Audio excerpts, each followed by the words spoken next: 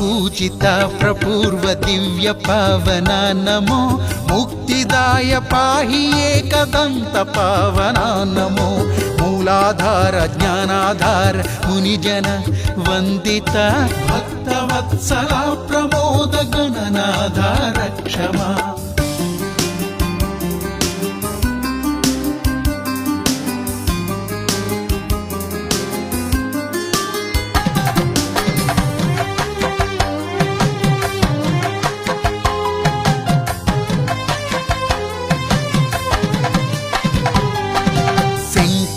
सुत